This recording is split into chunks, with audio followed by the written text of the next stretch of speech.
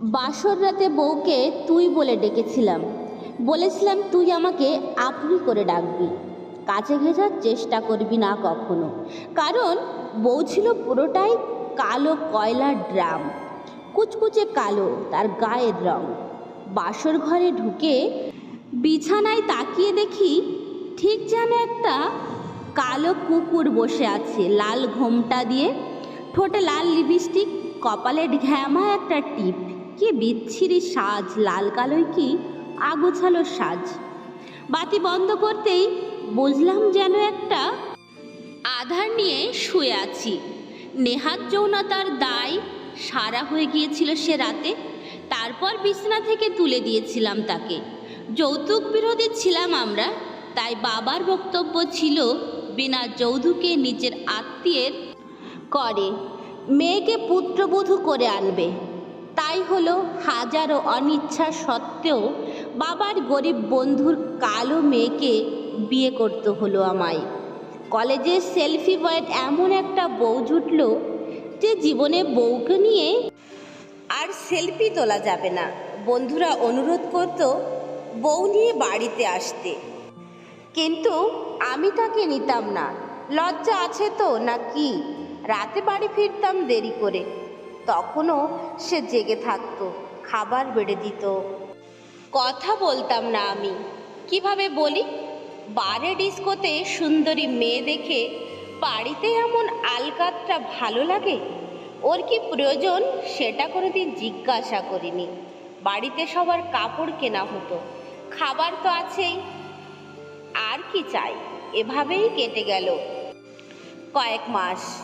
সেদিন এক বন্ধু তার গার্লফ্রেন্ডকে গিফট দেওয়ার জন্য কিছু একটা কিনেছিল, সেটা আমাকেই পৌঁছে দিতে হবে। অনেক রাতে গিফট বক্স নিয়ে বাড়ি ফিরলাম আমি। দেখলাম সে সোফায় ঘুমিয়ে গেছে। ভাবছিলাম খেয়েছে তো। আমি না আসা পর্যন্ত আবার ওকে খেতে দেখিনি কোনো দিন। শুয়ে পড়লাম, কিন্তু মনটা বড় খচখচ করছে। ডেকে তুললাম, বললাম খেয়ে তারপর শুবি। পরদিন সকালে গিফট বক্স খুঁজে দেখি ওটা আর আস্ত নেই। ওটা খুলে ভেতরে যা ছিল ব্যবহার করা শুরু করে দিয়েছে। ওর খুশি মুখ দেখে কিছু বললাম না। বেচারি, কালো বলে কি শাস্তি নেই? নিজে হেসেছিলাম সেদিন। তারপর নতুন করে গিফট সাজিয়ে পৌঁছে দিলাম আমি। তারপর একদিন ও বমি করলো। বুঝলাম ও মা হতে চলেছে।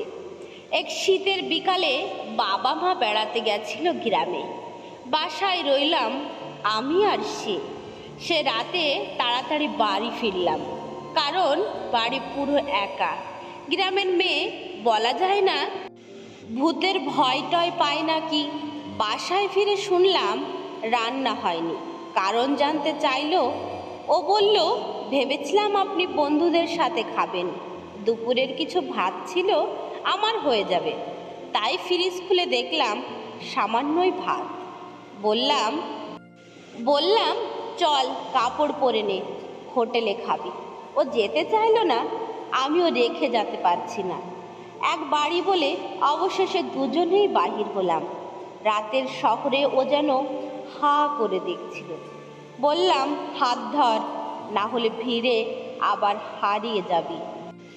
সেদিন প্রথমও আমার সাথে বেরিয়েছিল, প্রথম আমার হাত ধরেছিল। মন্দ না, আমি ওর আঙুল ধরে রেখেছিলাম যাতেও হারিয়ে না যায়। হোটেলে আমাকে আপনি করে বলবি না, তুমি করে বলবি। আচ্ছা। ও মাথা নাড়ল। কিন্তু হোটেলে খাবার সময় ও একবারও আমায় ডাকেনি। উল্টে আমিই বলেছিলাম, তুমি আরও কিছু খাবে? সেদিন দেখি সোনো টিউব কেটে সোনো বের করছে। রেগে বললাম, সোনো ফুরিয়ে গেছে বলতে পারো না? সেদিনই সে প্রথম আমার কাছে শ্যাম্পু চেয়েছিল। আমি সেদিন ওকে নিয়ে মার্কেটে গেলাম কসমেটিক কিনতে। বন্ধুরা অনেকেই দেখেছিল সেদিন, কিন্তু সবাই ভাবি বলে যথেষ্ট রেসপেক্ট করেছিল।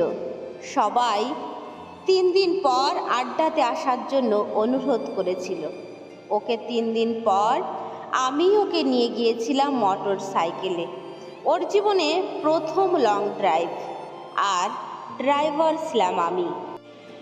আর আমার বউকে নিয়ে জীবনে প্রথম ওর জন্য আজ ভগবানের দরবারে হাত তুলেছিলাম আমি।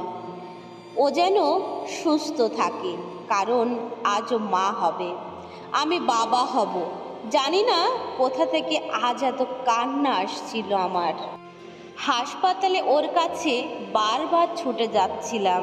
ওর হাত ধরে যতবার বলছিল ও খুব ভয় করছে, ততবারই বলছি ভয় পেও না, আমি আছি। সেদিনও কাউকে খোঁজেনি, শুধু খুঁজেছে আমায়, পাশে থাকতে বলেছে বারবার। আর আমি বারবার পর্দা ফাঁকা করে ওকে দেখলাম। সিজারে নেওয়া হয়েছিল ওকে, সন্তান পেলাম, কিন্তু ওকে পেলাম না। ওর দেহটা ধরে সেদিন খুব কেঁদেছিলাম, মনে হচ্ছিল খুব যেন নিজের কলিজাটা ছিঁড়ে গেছে। আজও ওর কবরের পাশে ছুটে যায়, চিৎকার করে বলি, ফিরে এসো তুমি। একটা রাত তোমার সাথে গল্প করার বাকি ছিল, একটা সেলফি তোমায় নিয়ে তোলার ছিল। জানি ওকে ভালোবাসা দিতে পারিনি, কিন্তু আজ বুঝেছি কেন এখনো বুকের বাম পাশটা চিনচিন করে ব্যথা করে। আশা করি আজকের ভিডিওটি আপনাদের ভালো লেগেছে। ভিডিওটি ভালো লাগলে একটা ছোট্ট লাইক করে দেবেন। আজকের মতো বাই বাই, টাটা।